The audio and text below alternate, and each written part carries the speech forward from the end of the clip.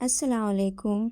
गांव के किनारे एक छोटा सा घर था जहां 15 साल की मासूम लड़की सना अपनी सौतेली माँ और उसकी दो बेटियों शबीना और नाइमा के साथ रहती थी। सना की सगी माँ का इंतकाल बचपन में हो गया था।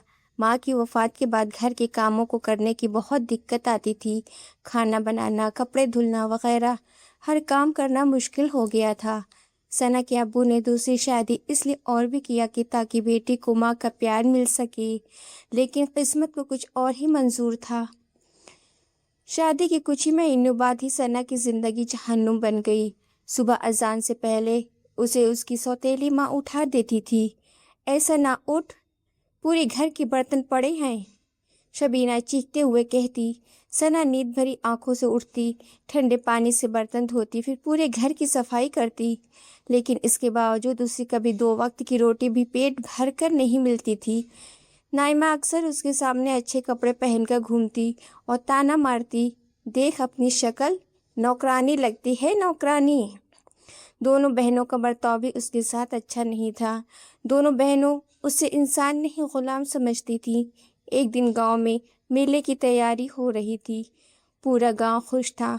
सना ने हिम्मत करके अपनी सौतेली माँ से पूछा, अम्मी, क्या मैं भी मेले में जा सकती हूँ? इतना सुनते ही शबीना गुस्से से बोली, तेरी औकात है मेले में जाने की? फिर नाइमा ने उसकी पुरानी चप्पल उठाकर उसके सामने फेंक दी। पहले ये टूटी चप्पल पहनना सीख। इस तरह उससे ताने मारती। रुखसार की आंखों में आंसू आ गए, मगर उसने कुछ नहीं कहा।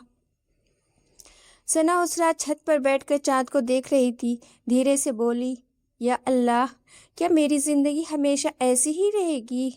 अगले ही दिन दोनों बहनों ने उसको पूरा आंगन साफ करवाया। धूप इतनी तेज़ थी कि झाड़ू लगाते लगाते उसके हाथ जलने से लगे, लेकिन जुल्म नहीं ख़त्म हुआ। शाम को जब मेहमान आए तो शबीना ने जानबूझकर चाय की ट्रे सना के हाथ में दी। जैसे ही वो चली, नाइमा ने पीछे से उसका पैर अड़ा दिया। ट्रे नीचे गिर गई, कांच टूट गया और अगले ही पल चटाक उसकी गाल पर एक थप्पड़ की आवाज़ आई। सौतेली माँ ने सना को ज़ोरदार थप्पड़ मारा। मनहूस लड़की, हर काम खराब कर देती है, कोई काम ढंग से करने की आता ही नहीं इसको। सना रोती रही, लेकिन किसी को उस पर रहम तक नहीं आया। कुछ दिनों बाद खबर आई कि शहर से एक अमीर ख़ानदान गांव में रिश्ता देखने आने वाला है। शबीना और नाइमा दोनों खुशी से पागल हो गई। दोनों को ऐसे लगा कि हमारी किस्मत बहुत अच्छी है। दिन भर शीशे के सामने सजती रहती। उधर सना को कमरे में बंद कर दिया गया। सौतेली माँ बोली, अगर बाहर निकली ना तो अच्छा नहीं होगा। सना चुपचाप कमरे के कोने में बैठ गई, लेकिन किस्मत ने उस दिन करवट ली। जब शहर से आए मेहमान घर पहुंचे तो अचानक बिजली चली गई। घर में अफरा तफरी मच गई। तभी सना मोमबत्ती लेकर बाहर आई ताकि मेहमान को रोशनी मिल सके। जैसे ही उस लड़के आरिफ की नज़र सना पर पड़ी, वो उसे देखता रह गया। उसकी नज़रें सना पर से हट ही नहीं रही थी। सादा कपड़े, मासूम चेहरा और आंखों में दर्द। आरिफ समझ गया कि इस लड़की के साथ कुछ गलत हो रहा है। उसने धीरे से पूछा, आप इस घर में क्या करती हैं? सना जवाब देने ही वाली थी कि शबीना बीच में बोल पड़ी, ये तो बस घर का काम करती है। लेकिन आरिफ ने महसूस कर लिया था कि सच्चाई कुछ और है। अगले दिन आरिफ चुपके से गांव आया और पड़ोसियों से सना के बारे में पूछा। सबने एक ही बात कही, बेचारी लड़की बहुत जुल्म सहती है। यह सुनकर आरिफ का दिल भर आया। उसने उसी वक्त फैसला कर लिया। कुछ दिनों बाद आरिफ अपने माँ बाप के साथ फिर उस घर आया। सौतेली माँ खुश हो गई कि रिश्ता शबीना या नाइमा के लिए होगा। लेकिन तभी आरिफ ने कहा, मैं रिश्ता सना के लिए लेकर आया हूँ।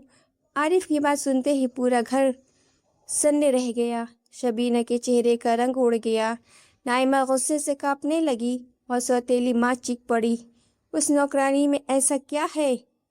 आरिफ ने मजबूती से जवाब दिया, उसकी अच्छाई जो आप लोगों में नहीं है। सना की आंखों से आंसू बहने लगे। पहली बार किसी ने उसकी इज्जत की थी। कुछ ही दिनों में सना की शादी आरिफ से हो गई। وہ شہر چلی گئی جہاں اسے پیار، عزت اور سکون ملا۔ ادھر شبینہ اور نائمہ کی سچائی پورے گاؤں کے سامنے آ چکی تھی۔ لوگ اس سے نفرت کرنے لگے تھے۔ دھیرے دھیرے دونوں بہنوں کے رشتے ٹوٹ گئے اور ایک دن دونوں نے راستے میں ثنا کو دیکھا۔ ثنا اچھی زندگی جی رہی تھی۔ شبینہ روتے ہوئے بولی ثنا سے، بہن ہمیں معاف کر دو۔ ثنا نے شانت ہو کر کہا، ظلم کرنے والا ہمیشہ ہارتا ہے اور صبر کرنے والا ایک دن ضرور جیتتا ہے۔ یہ سن کر دونوں بہنیں شرم سے سر جھکا کر رونے لگیں۔